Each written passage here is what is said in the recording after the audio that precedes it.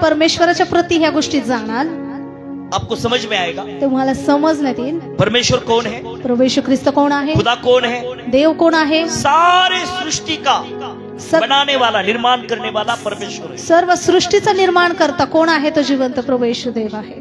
आमेन बोलो। आमेन म्हणा। उसने सूरज चंद्र सब कुछ बनाया, त्याने सूरज चांद सर्व काही बनवलं। और ऐसे परमेश्वर की उपस्थिति में आप लोग बैठे हैं आणि आज या जिवंत देवाच्या उपस्थितीमध्ये तुम्ही आणि मी बसलेलो आहोत। आमेन आमेन। प्रभु ने इसलिए आपको जन्म दिया है, आपको उसकी सेवा करना है। प्रभू येशू ख्रिस्ताने यासाठी तुम्हाला या जगामध्ये आणलं, जन्म दिला की तुम्ही त्याची सेवा करावा। आमेन बोलो। आमेन म्हणा। जब इस रीति से आपका विश्वास बढ़ेगा, जेव्हा या पद्धतीने तुमचा विश्वास वाढेल, तो आपका जो पाया है, फाउंडेशन पक्का हो जाएगा। तो जेव्हा तुमचा पाया आहे तो पक्का होईल। जब आप प्रभु के वचन को सुनते हैं, जेव्हा तुम्ही परमेश्वराचं वचन ऐकता, तब आपका विश्वास बढ़ता है। तेव्हा तुमचा विश्वास वाढतो। जब विश्वास बढ़ता है, जेव्हा विश्वास वाढतो, तो आपका जो फाउंडेशन है वो पक्का होता है। जो तुमचा पाया आहे तो भक्कम होतो। और फाउंडेशन के ऊपर अभी इस घर को बनाया, त्या पायावर ह्या घराला बनवलेलं आहे। तो इसका फाउंडेशन आपने कैसे बनाया? या घराचा पाया तुम्ही कसा बांधला? आपने खरीद लिया है या बनाया है? बनाया। आरसीसी है, आरसीसी है ना? हाँ, तो इसका फाउंडेशन आपने कैसे किया?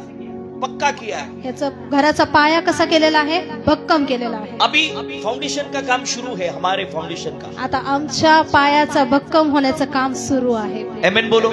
आमेन म्हणा। अब प्रार्थना कर रहे तो पाया अभी काम शुरू हो चुका है। तुम्ही प्रार्थना करत आहात, तुमचा पाया भक्कम होत आहे। विश्वास बढ़ रहा है, पाया का काम शुरू है। विश्वास वाढत आहे, पायाचं काम सुरू आहे। जब फाउंडेशन हो जाएगा, जेव्हा पाया भक्कम होऊन जाईल, तब बांधकाम शुरू हो जाएगा। तेव्हा बांधकाम सुरू होईल। लाइन में दोरी लगा के, सरळ रीतीने रशी लावून। आमेन बोलो। इधर मेरी तरफ देखो। आमेन। हाँ, वो फोन बंद करो। हाँ, मेरी बात ध्यान से सुनो। मैंने क्या कहा है अभी? इकडे लक्ष द्या, मोबाईल बंद करा। मैंने क्या बताया? मी काय सांगितलं? फाउंडेशन होने के बाद मिस्त्री लोग दोरी लगाते, पाया भक्कम झाल्यानंतर मिस्त्री लोक रशी लावतात। और वीट के ऊपर वीट, विटावर वीट, टेढ़ी मेढ़ी वीट नहीं रखते। वाकडी तिकडे वीट नाही ठेवत। आप समझ रहे हैं? तुम्हाला समजतंय? जब प्रभु का वचन आप सीखते हैं, जेव्हा प्रभू परमेश्वराचं वचन तुम्ही शिकता, तो बच्चे लाइन के ऊपर चलते हैं। तेव्हा लेकरं सरळ रीतीने चालतात। हम गाली देते हैं तो अभी गाली नहीं देते। आम्ही शिवी दिली तर आता शिवी देणार नाही। प्रार्थना नहीं करते थे, लेकिन प्रार्थना करना शुरू कर। आम्ही प्रार्थना करत नव्हतो, पण आता प्रार्थना करण्यासाठी सुरू केलं। शैतान का काम क्या और परमेश्वर का क्या काम क्या हमें समझ में आता है। शैतानाचं काम काय आहे आणि परमेश्वराचं काम काय आहे हे तुम्हाला आणि मला समजत आहे। आमेन बोलो। आमेन म्हणाल। देखा, ये समय मैं ये सिखाने का समय बाद में है, लेकिन जो मैं आपसे कह रहा हूँ ध्यान से सुनना है। आमेन बोलो। या समयाला लक्षपूर्वक वचनाकडे लक्ष द्यायचं। बोलो हालेलुया। बोला हालेलुया। हालेलुया। हालेलुया। हमेशा झगड़ा करते हैं, हमेशा प्रत्येक वेळी भांडण करत आहोत। गुस्सा आता है। राग येतो। कितने लोगों को? किती लोकांना? पापा के ऊपर गुस्सा, मम्मी के ऊपर गुस्सा, वडिलांवर राग, आईवर राग।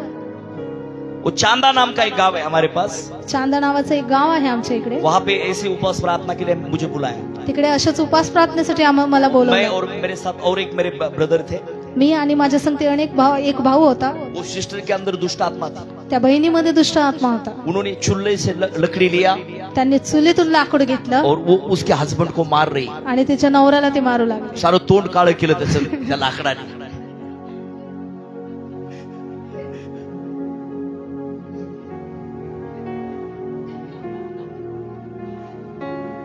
और उसी वक्त हम वहां पे पहुंच गए। आणि त्याच वेळी मी तिकडे पोहोचलो। और उन्होंने देखा पास्टर आ गए। त्यांनी बघितलं पास्टर आले। बहुत बार उसने अपने हस्बैंड को लकड़ी से मारती थी। ती खूप वेळा तिच्या नवऱ्याला त्या लाकडाने मारत और होती। वो भी मार खाता था। आणि ते पण मार खात होते। वो मैं वहां जब पहुंच गया, तेव्हा मी तिकडे पोहोचलो, तो उन्होंने कहा पास्टर आ गए, चुप बैठो। सब चुपचाप बैठा। तेव्हा ते म्हणाले पास्टर आले, शांत बसा। लेकिन उनका मुंह वैसे ही काला था, ब्रदर का। पण त्यांचं तोंड तसंच काळं होतं तेव्हा। उनको याद में भी नहीं आया। त्यांच्या लक्षात देखील। और मेरे साथ जो ब्रदर थे, मैंने बोला कुछ भी नहीं बोलना, ऐसे उनको लगना भी नहीं चाहिए। हमने देखा है कि उनकी वाइफ ने उनको जो लकड़ी से मारा है। पण माझ्या संगती जो भाऊ होता त्याला मी सांगितलं की असं दाखवू नको की आपण ते भांडण बघितले। लेकिन वो ब्रदर भूल गए। उन्होंने बोला, ब्रदर तुम्हारे मुंह काला कैसे हो गया? तो भाऊ विसरला की तो म्हणाला, भाऊ तुझा चेहरा काळा कसा काय झाला? तो उसी वक्त बोल रहे कि वो मेरे बच्चे है ना, उसने वो राख लिए और मेरे तोंड को लगाया। त्यावेळेस त्यांची लहान मुलगी म्हणाली की माझ्या मुलीने माझं तोंड काळं केलं म्हणून. ऐसे कभी कभी होता है, असंच कधी कधी प्रार्थना में दूत होते हैं, प्रार्थनेमध्ये दूत होतात. और जब प्रार्थना शुरू हुई, आणि जेव्हा प्रार्थना सुरू झाली और दोनों भी हालेलुया बोल रहे जोर से, आणि दोघे पण हालेलुया म्हणू लागले जोरात.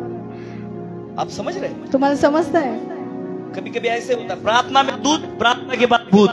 अनेक वेळा असंच होतं की प्रार्थनेच्या टायमाला दूत आणि प्रार्थना संपल्यावर भूत. बहुत इंपॉर्टेंट बातें मैं आपको बताने खूप चाहता हूं। महत्वाच्या गोष्टी मी तुम्हाला आज सांगत आहे. हर समय आप झगड़ा करते हैं, प्रत्येक वेळी वो तुम्ही शैतान भांडता. की ओर से है। ते शैतानाकडून आहे. परिवार का एक विचार नहीं होता है, कुटुंबाचे एक विचार होत नाहीये. बच्चे अलग विचार से चलते, लेकरं वेगळ्या पत्नी अलग विचाराने, विचार से चलती, लेकरं वेगळ्या विचाराने, पत्नी वेगळ्या विचाराने, ये भी शैतान की ओर से है। हे पण शैतानाकडून आहे.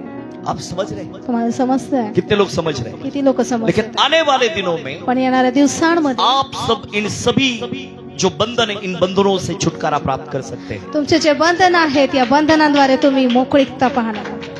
अब स्पिरिचुअल वॉरफेयर में है। तुम्ही आज आत्मिक वॉरफेअर मध्ये आहात.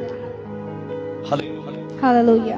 परमेश्वर आपको छुटकारा देने चाहता परमेश्वर तुम्हाला सुटकारा देत है। आहे. हर एक दुख आनंद में बदलते हैं। प्रत्येक दुःख आनंदामध्ये बदलत आहे. ये कैसे हो सकता हे कसं काय होऊ शकतं? है? इफिसी में लिखा है, इपिस्करस पत्र उसके 6वें भाग त्याचं 6 और 10 पद से अगर हम पढ़ेंगे, 10 पासून पुढे आपण वाचू. सिस्टर हमारे बीच में पढ़ेगी। आपली बहीण आपल्यामध्ये वाचेल.